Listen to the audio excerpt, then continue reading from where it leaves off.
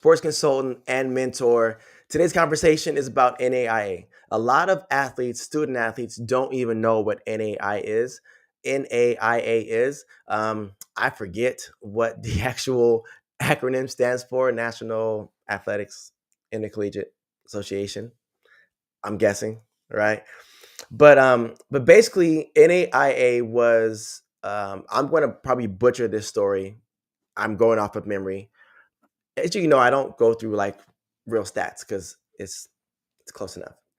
But basically, NAIA was designed to compete with the NCAA because NCAA has its different tiers. It has Division One, which is like FBC and not FBC, but Division One, right? And the NCAA has certain types of funding, and there's Division One, Division Two. Then you had Division Three, which they don't give scholarships; they're their own little thing. They're their own like division, so to speak. But then NAIA was like, you know what? We want to be able to give the opportunity for athletes to compete at a high level and still get money and not be regulated by some of these rules that NCAA has. So NAIA created its own division. Now, I truly, truly recommend NAIA for a lot of athletes. So many times, my athletes are good enough to get into, I don't know, Texas or Georgia, USC, UCLA. Like they're able to get into the school because they're super smart, right? Maybe their family has the means and resources to be able to pay for this. But they also got an offer from middle nowhere state university, right? And they're a NAIA school. And the kid says, I've never heard of nowhere middle university, state university. Like, I don't know what it is. So they see this mail in their mail and they have a stack, let's say from a Division 3 school, an NAIA school, that school that I'm talking about that I made up a name for. Then they have UCLA. And they see these three and they're like, oh my gosh, like UCLA. I got an offer. I'm interested. Right. And they apply, do all this stuff. Then it comes down to it. And they've had time to visit these schools and assess them. And they say, okay, the NAIA school, IA school, it's in this state. And UCLA, I've heard of, I've seen, I'm familiar with it. I have friends that went there. It seems really cool. And then they choose this school, even though this other school may have offered them half tuition paid. But now they're paying full price at this school. And the only reason for it is because of the colors or the familiarity, right? Or because they've always dreamed of going to this school.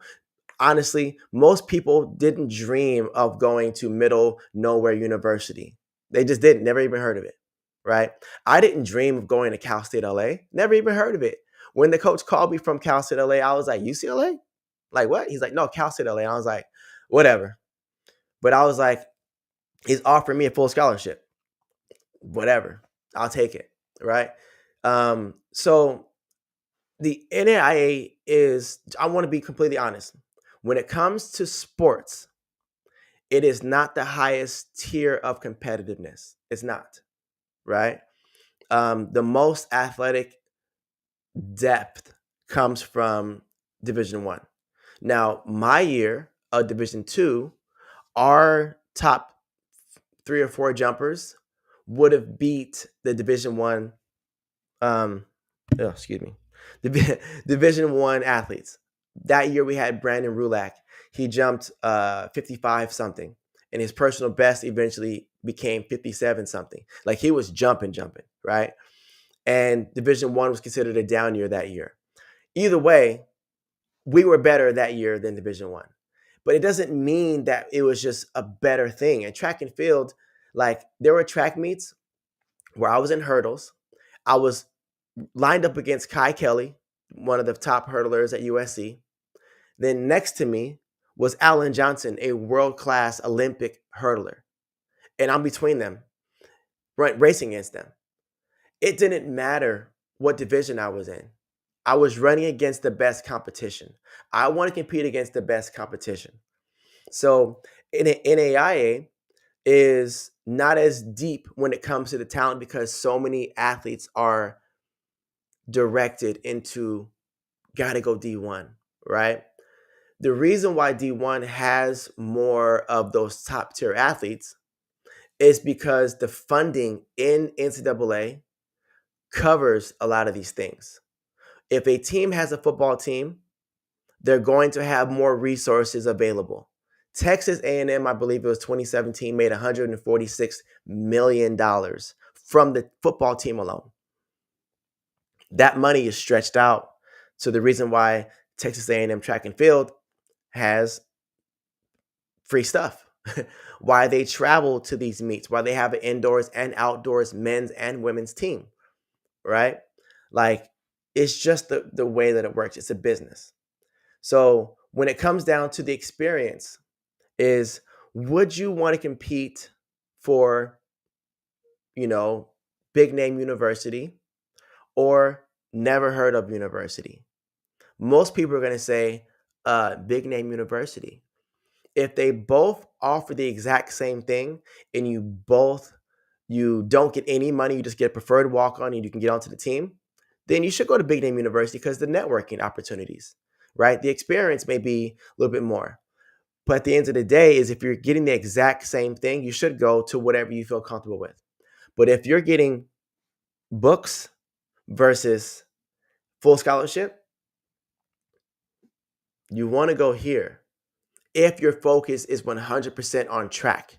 If you're looking to have the best track and field experience, one's a job, one is go have fun and enjoy, and we want you to excel in and out of the classroom. Okay.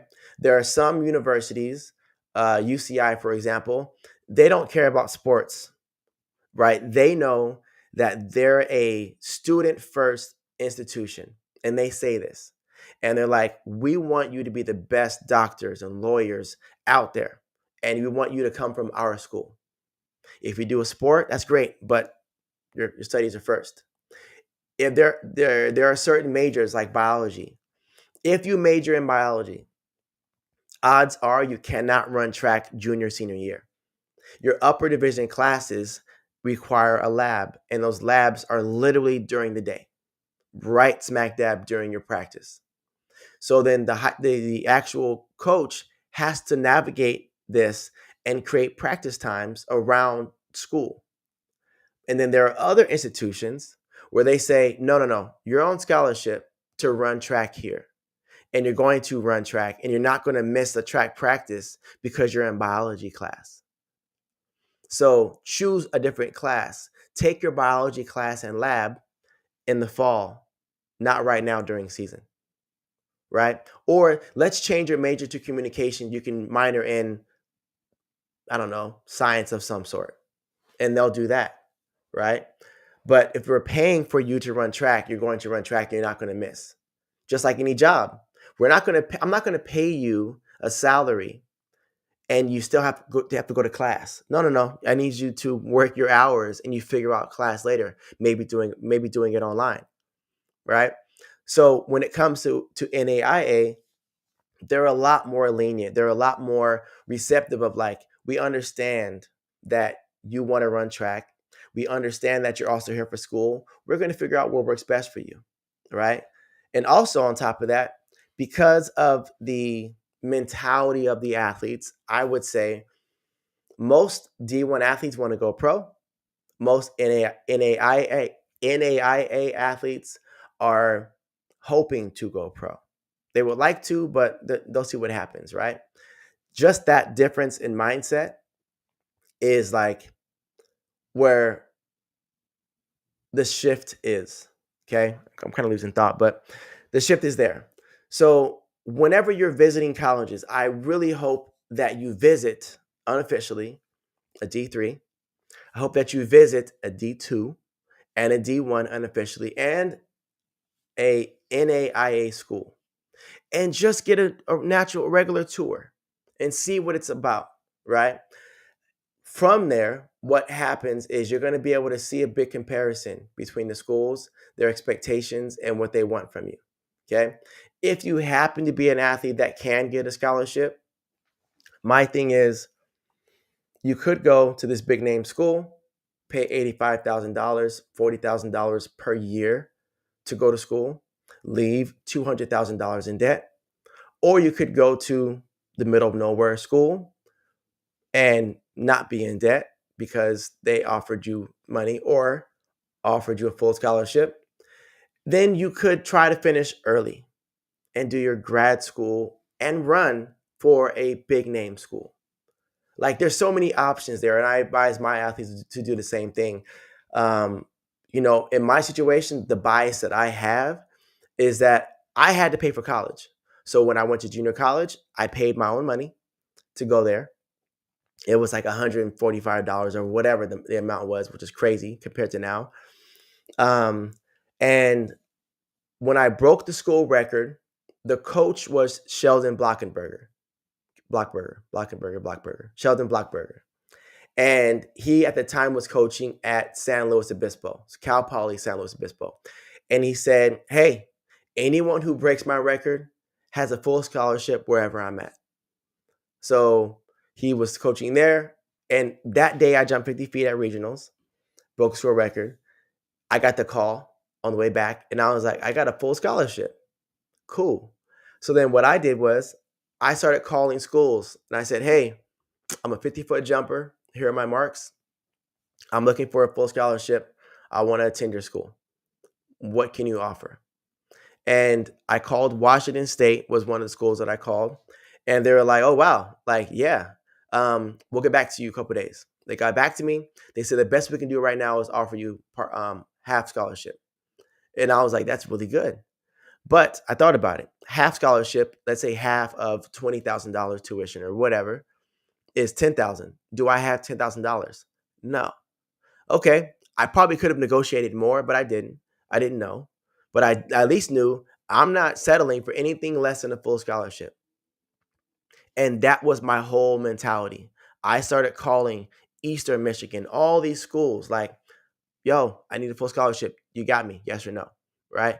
And I kept getting yes and no's. Then I thought about the schools that I got yeses from, and I'm like, well, I got a yes from this school that it snows there. I don't want to live in the snow. So that was a no. And I just kept doing those things. Long story short, I ended up going to Division two. But again, they offered a full scholarship. And on top of that Division two, they gave me a stipend. I received $227 because of the way that they structured the scholarship, right? I think the scholarship covered like the tuition, or my financial aid covered the tuition, and the scholarship was able to give me a check, right? And so I literally made money by going to Cal State Los Angeles.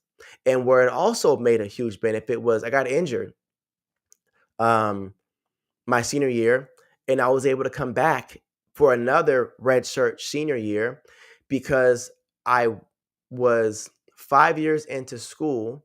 However, my when I went part time my third year of junior college, it wasn't a full time semester, so I was under the full time semester threshold, which allowed me to come back again for a senior year, a full senior year, right?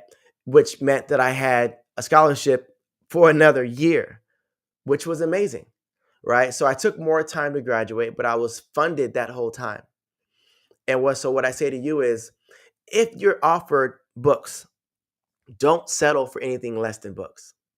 If you're offered partial scholarship, don't talk about percentages because percentages don't really make sense. 50% of $100,000 tuition is still $50,000. It's still too much, right? Look for like what covers the most, right? So talk to all the schools, talk to NAIA, consider that. And I had an athlete, Kenny Hirschenberg. He went Division three, but his thing was he was like, listen, I'm not going to go pro. I already know it, but I want to play football and I want to do lacrosse. He found a school that allowed him to do both. He went Division three. That's where he went. Figure out what you want to do, right? You can't say, well, I want to go pro, so I want to go D1. That's not how it works, right? You want to be in an environment where it's a pro-like environment where you have the resources to take yourself to the next level. That's what you want, Okay. So really don't talk down or think down upon Division two, Division three, or NAIA. But I will say that NAIA has a bunch of money. Azusa Pacific was NAIA. Are they still? I don't know because football went Division one. Either way, one of my good friends, Josh Linker, is over there, and he's like, "Yo, I got scholarships available. I have full scholarships available. I just need bodies to come, people to come." And there are multiple schools across the US that are just waiting for you to come, but you're not calling them because you have to be a part of this name brand school. Think about what you want your experience to be in college, and then talk to all levels and see which can give you that experience. And then some of them are going to be able to give you more opportunities or less or whatever, balance these things out. But I will say is look at NAIA first, because they are going to show you what love looks like at the college level. And then you can work yourself up from there. All right. Till next time.